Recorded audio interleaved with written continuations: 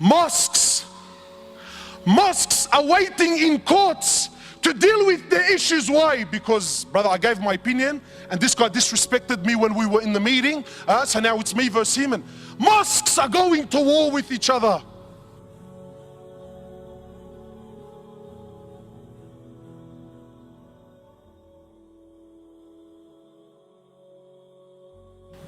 You see, my brothers, you know what I love about the Sahaba? The Sahaba were real people. Many of us, we like to praise the Sahaba so much so, to the point where we start painting this picture like they never did anything wrong. Well, you're very wrong. Sahaba did a lot of things wrong, but that's what was beautiful about them. Because they made mistakes, then the way they dealt with their mistakes is what makes them so special and so unique. My time is short. One particular incident. After one of the battles, there was booty of war, gold, silver, swords, shields, stuff like this. So the Sahaba gathered, there's a lot of it, it's money. So they started sharing their opinions as to how they should distribute this wealth. And please don't listen to the story for the sheer entertainment of it. Live the story, brother. Try to imagine. I'm not sharing with you Walt Disney fairy tales. These are real stories of your fathers. Why? Not to entertain you, but to learn. So the Sahaba, each man gave his opinion. Then Abu Dhar gave his opinion on the matter. For those of you who don't know Abu Dhar is Arab. Yani he makes an Arab feel like he's a non-Arab. You can't be any more Arab than what Abu Dhar was. So Abu Dhar also gave his opinion. Today, mosques, I was in Canada, the brother, mosques are waiting in courts to deal with the issues. Why? Because, brother, I gave my opinion and this guy disrespected me when we were in the meeting, so now it's me versus him. And mosques are going to war with each other. Why? Who's hit it? Brother, I gave my opinion. What, and he went against me? Doesn't he know who I am? I've been here for 10 years, brother. This guy's only been on the board for 5 years. These are the people that are leading our masajid, mashallah. So Abu Dhar gave his opinion. Then the next person was Bilal radiallahu ta'ala anhu. Bilal is the muaddin of Rasulullah sallallahu alayhi wasallam.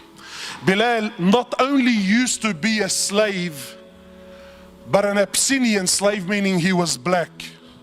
So as far as society is concerned, talk about being rock bottom. But you see, Islam came to break this. So when Bilal gave his opinion, he says, Abu Dhar, I disagree with you. Allahu Alam, I think this is what we should do with the wealth. So Abu Dhar, imagine being put on the spot in front of everyone.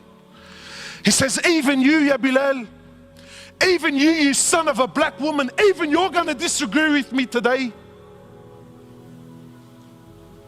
These are big words. So Bilal, rightfully so, got very upset. He picked himself up and went to the Prophet of Allah. Now I want to pause here for a minute because I want to prove my point that we don't follow the sunnah of Rasulullah sallallahu alaihi wasallam. We follow the sunnah of who? Sheikh Tony Montana, mashallah, and Maulana Tupac. When we hear the story of the Sahaba, we exclude our life and our societies. Well, because it's different times. My brothers, I want to ask you sincerely, and I want you to answer sincerely. This act that Bilal did by picking himself up and going to the Prophet of Allah to complain, what is this act called in this day and age that we live in today?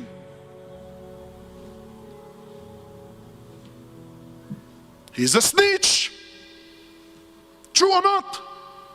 Brother, we have a drama. You pick yourself up to go complain. What are you, a woman, bro? That's street language. You see, but Bilal wasn't corrupted by your Tupac and your Tony Montana. Bilal was affected by your Prophet, who you claim that you follow. You see, Bilal had something in his heart, so he went to someone that can help him with this situation. You and I, nah. That makes me less of a man. Nah, Habib. I'm gonna hold it in my heart for the next 20 years. I'm gonna thrash him, backbite him, wipe the floor with him, slander him with any opportunity that I can get for the next 20 years. But I won't go to someone that just might be able to help my situation.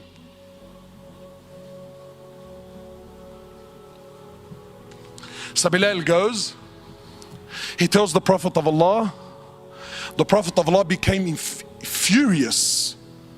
So the Prophet of Allah, he comes, he goes to where Abu Dharr was, and he grabs Abu Dharr he grabs Abu Dharr. And he grabs Abu Dharr and shakes him and says, Abu Dharr, you are a man that still has jahiliyyah in his heart.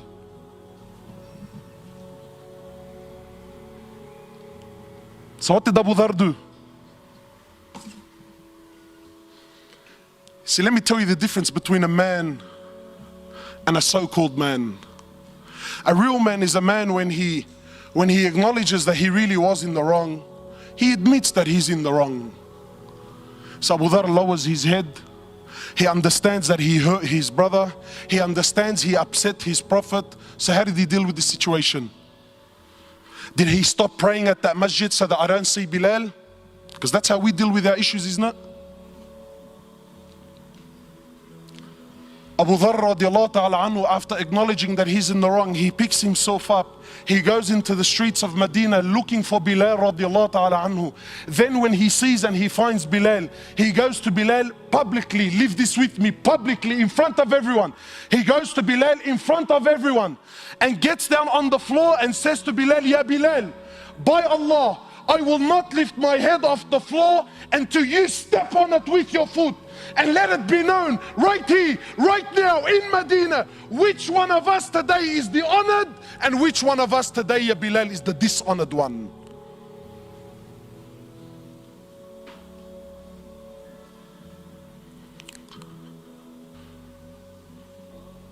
So what did Bilal do? What did he do? Wallahi, an opportunity that most of us would love to have with those that hurt us. You see, real forgiveness is to forgive from your heart sincerely, whether you can do something about it or you can't. You see, there are many of us who have issues and dramas with other people, and we paint on the outside that, nah brother, wallahi man, I forgive him for the sake of Allah. You little kazzab, you little spinner. The only reason that you claim that you forgive him is not because you really forgive him.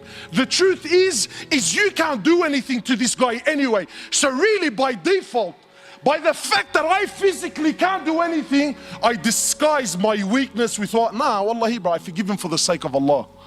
But deep down in your heart,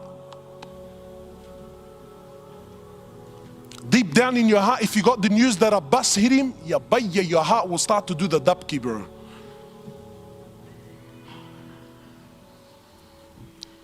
So some brothers tell me, cuz, listen, wallahi bro, wallah, I forgive him. Wallahi, I forgive him. But I don't forget, cuz. Wow, mashallah, really?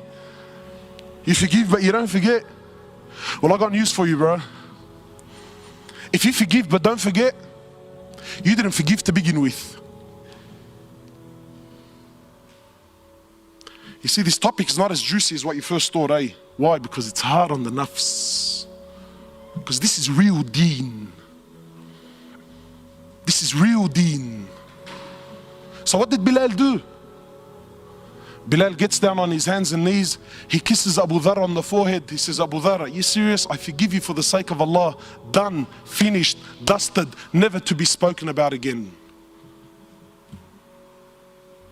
Not drag it on for 10, 15 years.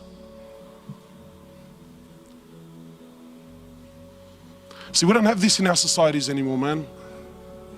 Why? Because today weakness is seen as what? Forgiveness is seen as what? But that's weakness, brother. La Habib. That's a real man.